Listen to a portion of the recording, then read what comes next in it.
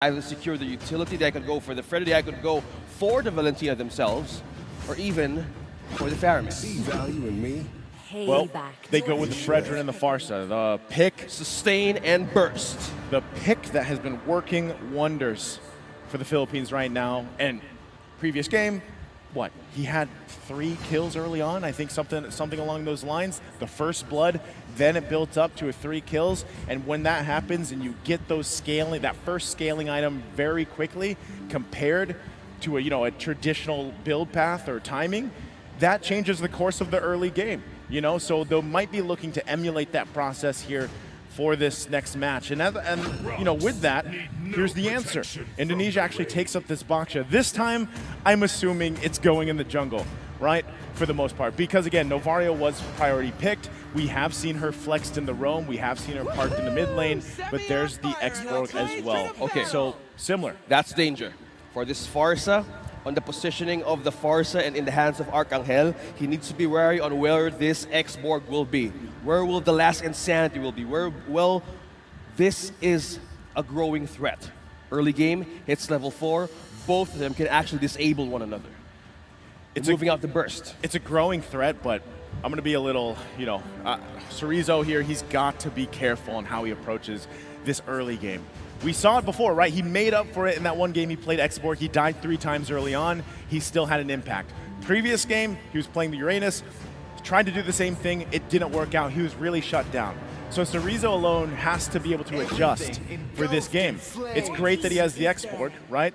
But can he actually be impactful early on and not just have those multiple deaths going on? Because Last Insanity is great, but at the same time, you have to be able to serve that purpose in the XP lane. With the Valier being picked up here for the Philippines, this is also what we saw earlier on in the series. It worked out great for them. It's kind of annoying to deal with, right? You're going to get stunned. The burst fireballs are not fun to deal with. Okay, going back on your thought on that X-Borg, he had a 3-death shutdown in the first 2 minutes. Yep.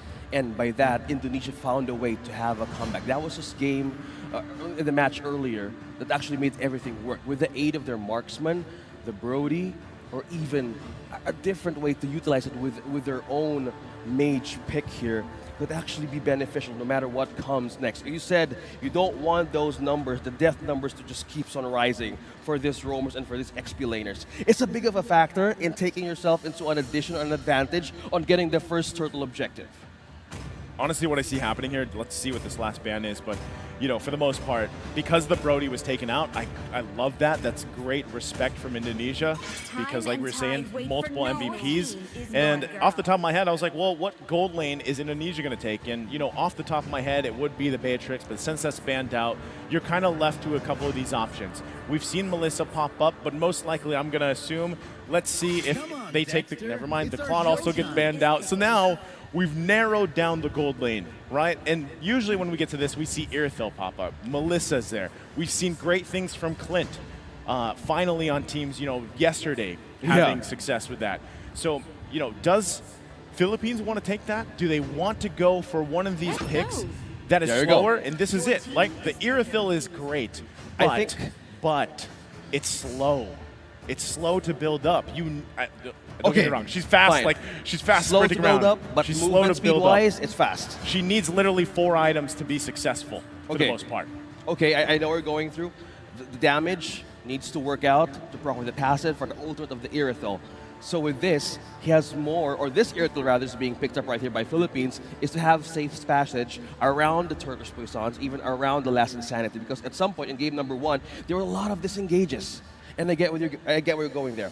He needs more damage, but with this time around, that Valier's on his side to aid with his lane, maybe that's a good way to amping up more of getting those items right away. There's a shiny new sheriff in town. And we're going back to it at high noon here, but not really, right? In Romania. But Clint comes through. They're bringing out the cowboy for this game, and they need it, right? Valentina as well locked in, so that does mean we've got that combination. We've seen this many times. Novaria, Valentina. It can work really great, especially when your job is to just take that feathered airstrike for the most part. And now your poke potential is paired up with great burst potential just in those 2 heroes alone. if you can get it, right? A lot of the times what we've seen when Valentina is picked up is the opposing team will be very defensive on how they approach these team fights, not allowing or at least forcing the Valentina to get close enough, right? So this is another interesting pick that we haven't seen too much of up to this point. Even for Cannon. A couple times. We've even seen him part in the roam, but obviously we'd like to see him in the XP lane. This R-Lot right here will provide a very good setup for Philippines if they can pull off that final slash ultimate ability. Actually, the Vengeance as well is still working. Although the nerf on his ultimate is actually a bit of a disadvantage for his own setup. But one thing also that we're seeing is how he can be really, really slidey in those kinds of initiations. In a way, this is still strong. Arlott and Valir for Philippines. So as we get a last look of these lineups for both these teams, again, this is match point here for the Philippines. They had a very strong game. The last one really able to control a lot of the pacing, but that was on the whims of Indonesia picking a lineup that was so hyper-focused, so meant on momentum and snowballing, that it was difficult to pull off. So here we go, jumping into the Land of Dawn, match point in the grand final for the Philippines, wanting to take this title from Indonesia from last year in Bali. Can they pull it off? This is tough. A championship, a defending title on the line. How will Indonesia? Will they see a chance to recover? A lot of ways that we can actually see the opportunity in their lineup. The execution will actually matter. Unigo trying to poke on Moreno with the aid of Arcangel, trying to peel them off slowly. Using that retribution, Super Ken secures his purple. Thanks for the heals, by the way. So he grabs that, but this is what you expect, right? The Valir did the same thing in the previous games. When it was locked in, you're just trying to poke down, to put pressure, especially around the buffs. You see them utilizing that, the kit, the burst fireballs, right? And it also, the thing about it too is the fact that when you have this buff, which you shouldn't technically have, it allows you to do a little bit more than you should. The pressure there is going to help them scale with this early game, right? 30 seconds away from this turtle. It's great if no one goes down for the first blood before it so they can actually battle it out, but looking at these, who has the level 4? They need the level 4 advantage. Moreno could be in trouble. Saison is on level 4. Moreno could actually be taken down here. Stun and a taunt. Arcangel takes first blood. As I was saying, man, right before the turtle, it would be great if none of the teams had the first blood, because then you can really contest this one and start the pace, start the momentum for your team. But with Moreno going down, he's going to need a little bit longer. Doesn't have the level 4 yet, right? Doesn't have the ultimate. Poking in the XP lane, fighting for the turtle. Might just be better. Give this up to the Philippines. Let them take it. Let's see if we can find something elsewhere. Astral Echo was trying to make a poke out of the last hit onto the turtle up top. Saken falls down. Off-cam kill, Ricatiano and Arcangel with the aid in the gold lane. Rotating quickly, Arcangel on this first item pickup. Elegant Gem and the boots. He's getting busier by the minute. It's deja vu. Arcangel, 2 kills in, nearing that 3-minute mark. He just needs one more, and he's literally the same situation he was in the previous game. And what does that do for him? It helps him scale really well. He's almost done with his Clock of Destiny, which is a scaling item on someone like Farsa. It gets really scary dealing with that burst damage with the Feathered Airstrike. So Indonesia, they gotta slow it down a little bit, right? This early on, you're already down 1.5k gold. You have to be able to buy time, especially the fact that, Saken on this Clint pick, he's going to be a little susceptible to ganks, right? You really have to be able to watch out for him. So with that, that was it. That was being picked up. The Clock of Destiny locked in here. Good taunt there. Super Ken being in trouble. Used to force our turtles Poissons. And we have the Feather Airstrike poking and bursting him down. He's peeled. Now he's forced to take on his own jungle camp objectives. Meanwhile, down bottom, Cannon and Cerezo using that vengeance to slip out of the area. Ricatiano taking down Saken. Now action is up top. 4 members of the Philippines here. Vin coming in from the phase. And now Vin flickers out for safety. Philippines trying to gain additional coverage in the first 4 minutes of the game. This is complete control in the early game right now. The Philippines, they are unrelenting. They don't want to let up at all. And this is exactly what you have to do when you have this lineup, right? You want to scale in really quickly. You want to be aggressive when you have the Valier. You're looking for these stuns. Indonesia, they're looking to make a play on the top side. They get the flicker out. Look at the Searing Torrent. Pushes them back. That's the power of a Valier right there. Debuff, push back, and also knock up from this hero alone. Valier. He pays dividends in dealing with a lot of that initiation, right? That's why you pick him up. A growing threat, a problem. They would need to answer with the magic defense item early on. This first 5 minutes, Philippines secures another objective in this first 5 minutes of the game. So with that, 2 turtles in. They further the gold lead that they have. Economy going way in the favor of the Philippines at this point. First item's already pretty much being picked up. On to the second. Indonesia needs time to build back up here. They have to be able to choose their own fights, but at what cost and at what pace do they go for? Here, it looks like they want to go for Cannon. Cannon receiving the Astral Echo, that's the poke, using that final way to evade that momentum. Arcangel flickers out for safety, using one of his own passives to escape the possible takedown. Socken, though, taking on the turret up top, down bottom. Okay, still finding anything they can. Indonesia still trying to get on the board here. That's the problem, right? They need a kill. We still have 1 turtle left. And if they can actually contest it, it would be great for their favor. They're starting to get to the point. Big part of it is, do we at least have our first item? Do we have, are we building towards that second? Oh, Final Slash. Final Slash doing the work for Philippines. Forced out, a last insanity out of Chorizo. Now he's forced into his own defense. Flicker too. Back in the turret, Super Ken Moreno tries to clear this up. Saison being taunt, using the taunt onto Super Ken, trying to poke him down. Present for the purple and the orange damage, using the Torch Persons to slow him down. Ken on the other hand, they're ready for reinforcement. They back away. Indonesia respecting the damage in the first minute. But 6 minutes in, Philippines rotating quicker, trying to contest this Squirtle. Up top Cannon, though, clearing more of the minions in. And here we go, right? Third turtle almost up. They might look to contest it. Mid lane going to be the focus here, though. Moreno dropping down low. He could be in trouble. Cannon, though, on level 9, closely getting another attribute for damage. Philippines still a slow engage. No skirmishes at Naisu. This is probably just another turtle in the hands of the Philippines, unless Super Ken comes through here for Indonesia. He's got to do it. He's trying to get the vision, won't be able to get it. Now gets collapsed on. He might, he has to use the ultimate. So another resource down. That's 3 for 3 for the Philippines. If they wanted to end the game in this game 4, they're well on their way for it. The gold lead's starting to build up.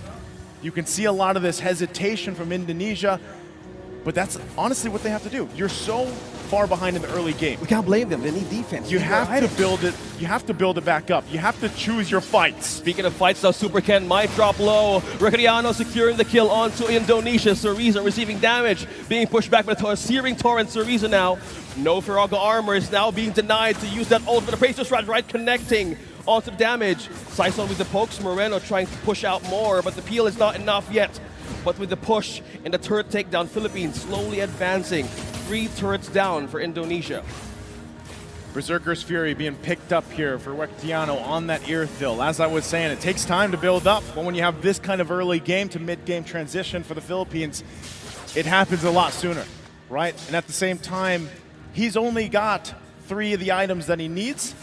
If he gets that 4th one, it's really going to start to hurt. And this is, once again, when we look back at the MVP performances from the Philippines for Rectiano, the team allows him to be in this environment, to get to this point, and it will really start to shine as we get further into the game. You can see them really focusing now, their eyes set on these tier 2 turrets.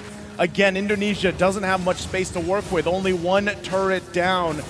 They're kind of forced to stay on the defensive here on this side of the base. Another tier 2 falls in the bottom lane. Still a slow start. Feather Airstrike, Arcangel trying to take down. Successfully, Super Ken falls down. Eyes on the mid lane. Philippines looking to clear up more in the turret defenses. Going back to your thought there, Irithel, is Irithel now completely a force, a complete damage tool by just pushing around the map? She doesn't really, like, that's the thing though. Like for Indonesia, that's just one problem, that you're dealing with at this point. Now it's the Lord being just taken freely by the Philippines. So you're back to this. Backs against the wall. We have to defend. We want to extend this series. We can't lose it here for Indonesia. Do we have what it takes to actually defend against this? Yeah, well, yeah, it's only the first Lord. We should be able to clear it rather quickly, right? Yep. But right now, Sakin, he needs more time. Clint, and if you guys noticed from the draft, there was a lot of bans here focused on the gold lane, and there's a reason for it. You don't have these heroes that pop, that get picked up quite often to clear these lanes, to be on the defensive and handle these situations as well. Clint just needs a little bit more time. Berserker's Fury being picked up, that's a great step in the right direction. So Rizzo just getting his Ice Queen wand. So now at least some of that slow here can help deviate the Philippines a little bit, but this is where it really matters. Losing the tier 2 turrets, holding on to these last 3 in your base. Lord still making its way here in the bottom lane. This is where Indonesia has to step up. They have to be able to defend. Is this go time for Indonesia? Ashwell Echo being placed on Super Ken. Is trying to get out the postal damage. Riccodiano has on target. He's now pushed back to base to regen. Still no casualty though, still safe. But 3 ultimates used by Indonesia to defend that wave and to defend a possible takedown by Philippines. Rather successful defense, right? Again, it was only the first Lord. They should be able to clear it up pretty well. They picked up some key items for them as well. This helps them in the fighting department. Is it enough, though, to actually deal with a contestant when the next Lord comes up? Probably not yet, right? They're still working down 9,000 gold deficit. And you can see it here. Super Ken could be in trouble. Super Ken being chased down by Unigo, being chased down Riccodiano. Look at the damage. He can't do much. He now is on cooldown, 20 seconds for Super Ken to retrieve and recall back. 4 members left to defend. Look at the damage. This is a complete destruction. Look at that cannon vengeing on through. Moreno using the Feather Airstriker arc on to their defense, Arcangel, and that is a pause. Okay, just like that. This is a relatively low kill game, right? These teams are sizing each other up for the most part. We're almost 12 minutes in here. Oh, Unigo. Unigo did die, yes. He went down, but still, that's what I'm saying. Like, even then, you're still working from nearly 10,000 gold deficit. Before we jumped in this game, we were like, we've seen crazier things, right? We've seen turnarounds. Crazier comebacks. For the playoffs, yeah. Turn around, 10,000 gold behind, something amazing happens in your base, and then, it flips over. That's what Indonesia is hoping for, which really comes down to, once again, Sakin's got to stay alive. He's got a couple ways to stay alive. He's got Flicker. He's got the Bola. He can move back a little bit. But it's even up to the team. Like, how much peel do you actually have to keep your gold lane alive? Speaking of peel, Malefic Roar. That's great. 3-level XP gap against Riccodiano. 3-level gap against Sakin. Damaged by just his own basic hits. Movement speed-wise, he's quicker, he's agile, he's mobile, quickly escape possible takedowns, but now they need more damage. That was a good point that you were trying to mention about the items. Right now, it's not really ready for Indonesia to have this way of managing a team fight. Yeah. So they're respecting the damage of Philippines right now, and they're looking for possible ways to have a pickoff. Okay, we're going to take a quick look at the items here while we wait for this Lord to spawn. As we were saying, Sakin needed time to build up. He's gotten the time. Indonesia has done that, right? He's got the 3 items that he needed. He picked up the moleculator, but now we return to the game. Here we go. Once again, Lord has not marched in just yet. Philippines is managing these waves the best they can. Lord now will be making its way down the mid. They're going to go ahead and wait for that. Indonesia has to hold on to these turrets if they can. Is it going to happen? They'll have their work cut out for them. They have to be able to displace or at least react to what the Philippines is about to do to possibly end the series here. Saison starting to fight Super Ken, dropping down low. Cannon takes down one. Sorizo trying to hold in upon Saison Riccodiano. The damage is now in. The base is too open. Now Philippines is now taking the base of Indonesia. Remember their names. Riccodiano, Saison, Cannon, Arcangel. and Odigo are your 15th IESF MLBB World Champions! Such a dominant game there. The last one, game number 4 here, to take the title from Indonesia.